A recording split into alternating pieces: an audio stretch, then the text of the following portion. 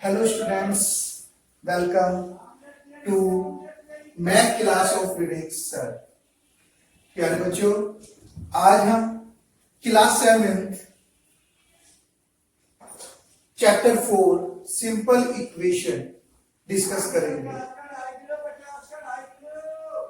Chapter 4 simple equation, सबसे पहले हमें मीनिंग पता होना चाहिए कि जिस चैप्टर को हम पढ़ रहे हैं उस चैप्टर का मीनिंग क्या है। सिंपल इक्वेशंस को पढ़ने से पहले हमें क्लास 6 में जाना पड़ेगा, जहां पर हमने पढ़ा था एक्सप्रेशंस। आप सभी को याद होगा कि चैप्टर 6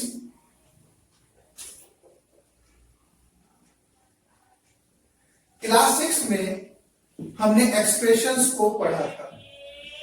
एक्सप्रेशंस को आपने कहा था कि कोई भी वेरिएबल है x, उस वेरिएबल को रिप्रेजेंट करने के लिए हमारे पास different constant terms, different operations हमारे पास है।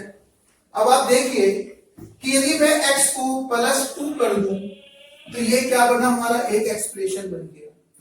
यदि मैं इसमें मल्टीप्लाई ही कर दूं, जब भी ये हमारा एक एक्सप्रेशन रहेगा। एंड न्यू एक्सप्रेशन अगर हम सब्ट्रैक्ट कर दें, हम डिवाइड भी कर सकते हैं, हम यहां पर मल्टीप्लाई भी किया जा सकता है। अलग अलग ऑपरेशंस को केवल वेरिएबल एंड कांस्टेंट टर्म्स का एक कॉम्बिनेशन क्या कहलाएगा, एक्सप्रेशंस। लेकिन हम इस चैप्टर में क्या पढ़ना है, इक्वेशंस। तो इक्वेशन में और एक्सप्रेशन में क्या डिफरेंस है आपको यहां से क्लियर होगा। देखिए आप, इक्वेशन की define, in an equation there is always an equality sign. बेटा देखो यहां पे अंडरलाइन किया मैंने, इक्वलिटी साइन की, कि जब भी हम दो एक्सप्रेशंस लेंगे उनके बीच में हमेशा इक्वल का साइन होना चाहिए। इक्वलिटी साइन मींस इक्वल का साइन। जैसे आपने एक एक्सप्रेशन ये लिया, आपने एक दूसरा एक्सप्रेशन लिया, इन दोनों के बीच में यदि आपने इक्वल का साइन लगा दिया तो ये क्या कहलाएगी, इक्वेशन कहलाएगी। इसे हम क्या बोलेंगे, इक्वेशन। जबकि ये सभी क्या है, हमारे एक्सप्रेशंस हैं। ये सभी क्या है, क्योंकि आप देखिए इनमें कहीं भी इक्वल का साइन नहीं है, लेकिन इक्वेशन के अंदर क्या साइन है, इक्वल का साइन है। ये बात समझ में आ गई आपकी। नेक्स्ट पॉइंट देखिए, an equation is a condition on a variable. अब ये ध्यान रखना पड़ेगा कि इक्वल का साइन होना चाहिए और दोनों साइड, ये लेफ्ट हैंड साइड बोलते हैं, इसको राइट हैंड साइड बोलते हैं।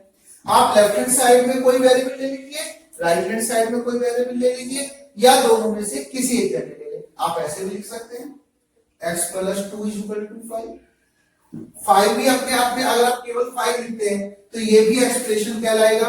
लेकिन आपने इनके साथ इक्वल के साथ एक वेरिएबल ले लिया तो आप क्या कहेंगे, इसको इक्वेशन कहेंगे। बात समझ में आ गई बेटा, क्लियर हो गया। थर्ड पॉइंट, एट लीस्ट, ये मोस्ट इंपोर्टेंट पॉइंट है। हमने क्या वर्ड यूज किया, एट लीस्ट, कम से कम। एट लीस्ट का मतलब क्या है, कम से कम।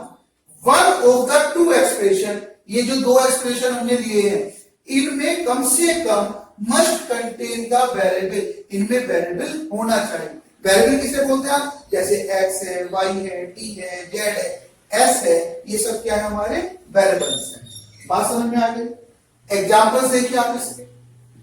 एग्जांपल्स में क्या कहा है, 2x + 3 = 5, it is an equation. It is an equation, क्योंकि यहां पर क्या साइन है, इक्वल का। आप नेक्स्ट इक्वेशन देखिए, इसमें क्या है, इक्वल का साइन नहीं है, तो ये इक्वेशन नहीं है। ये ग्रेटर देन का साइन या लेस देन का साइन आ जाए, इसको भी हम इक्वेशन नहीं बोलेंगे। इक्वेशन कब बोलेंगे, जब हमारे पास किसका साइन है, इक्वल का साइन है। ये बात क्लियर हो गई। आज हमने इंट्रोडक्शन पढ़ा चैप्टर का कि सिंपल इक्वेशन किसे कहते हैं। ये आपको क्लियर हो गया, समझ में आ गई अच्छी तरह से बात। अगर समझ में नहीं आई तो आप अपने टीचर्स को फोन भी कर सकते हैं, पूछ सकते हैं कोई प्रॉब्लम है। और अच्छी तरह से आपको समझाया जाएगा। अगली वीडियो में हम लोग चैप्टर 4 की जो फर्स्ट एक्सरसाइज है 4.1 उसके कुछ क्वेश्चनों को डिस्कस करेंगे। ठीक है बेटा, आप सभी खुश रहें। इसी के साथ इस वीडियो को आज यहीं तक ही रखते हैं। Thank you.